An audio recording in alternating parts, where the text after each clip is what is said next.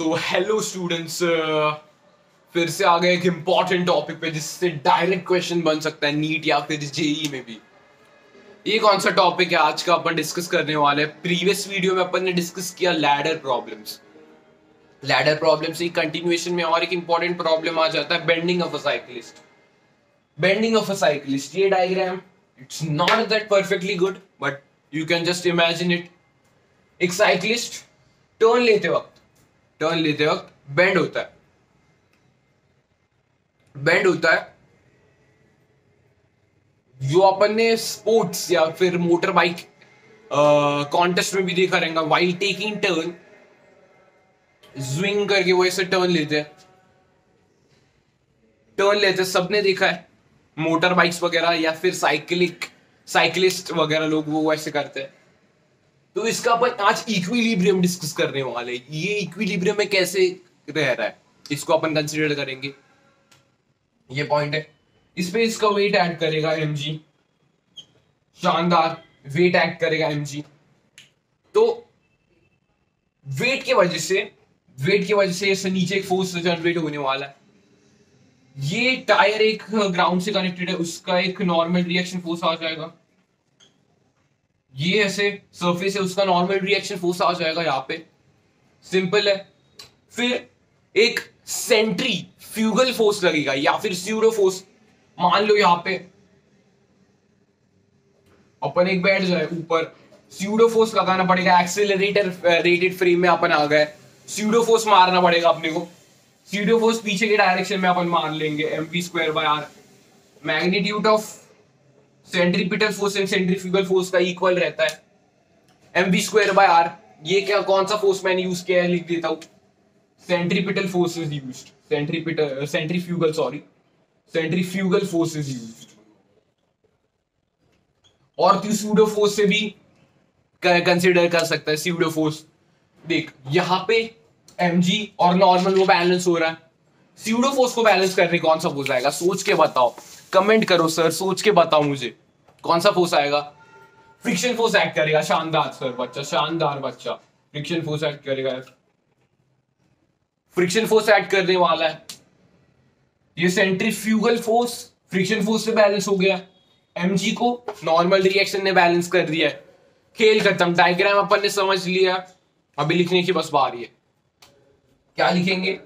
For translational equilibrium for translation equilibrium x axis के along देख तू। एक्स एक्सिस के अलोंग क्या है? फ्रिक्शन और centrifugal force mv²/r is equals to friction force f। x के अलोंग तो हो गया तेरा बात, x के अलोंग तेरी बात हो चुकी है। यहाँ पे y के अलोंग देख ले, y एक्सिस के अलोंग देख ले। क्या करने वाला है तू? mg और नॉर्मल तो इक्वल हो गए ना सर। हाँ सर, mg और नॉर्मल तो इक्वल हो गए। mg is equals to normal. Simple. बाहर से थोड़ा डिस्टर्बेंस है यहाँ पे, फंक्शन चालू है इसलिए please avoid the disturbances. Okay, ये फॉर ट्रांसलेशनल इक्विलिब्रियम का क्लियर है सबको कि mv²/r that is centrifugal force को बैलेंस कर रहा है अपना। फ्रिक्शन फोर्स इक्वल रहना चाहिए, mg और नॉर्मल इक्वल रहने चाहिए। क्लियर है? चलो नीचे देखो यहाँ पे for rotational equilibrium for rotational equilibrium की मैंने सिंपली बात कर दी है। यहाँ पे कोने में लिखा है मैंने, विजिबल है ना? ओके, फॉर रोटेशनल इक्विलिब्रियम की मैंने बात कर दी है, उसका यहाँ पे लिख देते हैं अपन। रोटेशनल इक्विलिब्रियम का थोड़ा मैग्नीफाइड वे में। रोटेशन इक्विलिब्रियम में यहाँ पे दो पॉइंट है, ए और ये ओ वाला पॉइंट है। बता मुझे कौन सा पॉइंट सूटेबल रहेगा नेट टॉर्क जीरो करने के लिए। A point will be suitable for making the net torque zero. क्यों सर ए पॉइंट आपने कंसीडर किया है? बिकॉज यहाँ पे एक फोर्स, नॉर्मल रिएक्शन का फोर्स और फ्रिक्शन फोर्स को मुझे कंसीडर करने की जरूरत नहीं होने वाली। mg का कंसीडर करूंगा और mv²/r का कंसीडर करूंगा, टॉर्क फाइंड करूंगा और इक्वेट करूंगा। ओके, कैसे फाइंड करेंगे टॉर्क इसका? ओके, ए पॉइंट मैंने चूज किया, तो mg इंटू परपेंडिकुलर उसका distance is equals to mv square by r, उसका इंटू परपेंडिकुलर डिस्टेंस, क्योंकि ये देखो क्या कैसे लग रहा है मोशन इसका, कैसा मोशन क्लॉकवाइज, इसका एंटी क्लॉकवाइज, दोनों को इक्वेट कर दिया अपन ने, इक्वेट कर दिया अपन ने। यहाँ पे परपेंडिकुलर डिस्टेंस क्या पुट कर रही है बताओ, बताओ मुझे क्या पुट करे परपेंडिकुलर डिस्टेंस। ये रब कर दे रहा हूं मैं डायग्राम, रोटेशनल इक्विलिब्रियम का ध्यान से समझाऊंगा फिर क्लियर हो जाएगा कॉन्सेप्ट। रब कर रहा हूं, ट्रांसलेशनल इक्विलिब्रियम का समझ गए, ये रहने देता हूं, ये पार्ट रब कर देता हूं।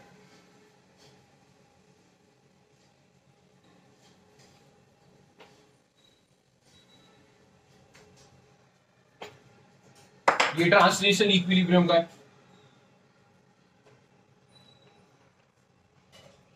रोटेशनल इक्विलिब्रियम में क्या करने वाले,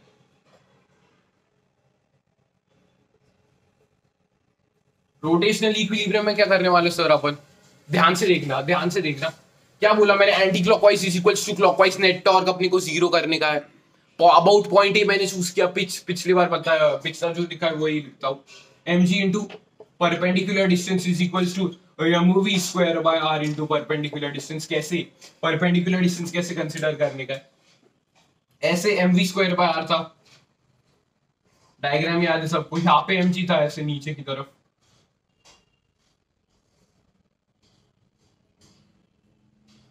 इस लेंथ को मैं L मान सकता हूं क्या, इसको L मान सकता हूं क्या मैं, L मान सकता हूं इसको। ये यहाँ पे थीटा दिया था मैंने डायग्राम में, थीटा दिया था, L क्या लॉन्ग देख ले भाई तू, L क्या लॉन्ग देख ले, थीटा अपन, हाँ L क्या लॉन्ग देख ले, L cos थीटा हो जाएगा ये, इसका परपेंडिकुलर L sin थीटा। मिल गई ना सर तुझे परपेंडिकुलर डिस्टेंस, mg के लिए L cos थीटा मिल गया, और mv स्क्वायर r के लिए क्या मिल गया, L sin थीटा मिल गया। इजी है, डमी डायग्राम में ये रब कर दे रहा हूं। अभी लिख देते हैं इक्वेशन, लिख देते हैं, पूरा खत्म कर देते हैं। mg into L cos theta is equals to mv square by r into L sin theta. Okay, L cut हो गया, mm कट हो गया, क्या आ रहा है ये कुछ तो गजब सा आ रहा है sir. v square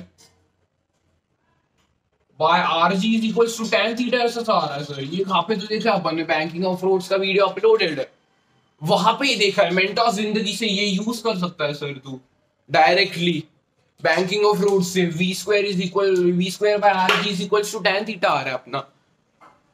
rotational equilibrium में तो ऐसा ही आ रहा है ना सर, क्लियर है सबको कैसे v square by R G is equals to tan theta आ रहा है। ट्रांसलेशनल इक्विलिब्रियम में अपन रिवर्स करते क्या किया अपन ने, mv square by r is equals to frictional force, centrifugal force is equals to frictional force.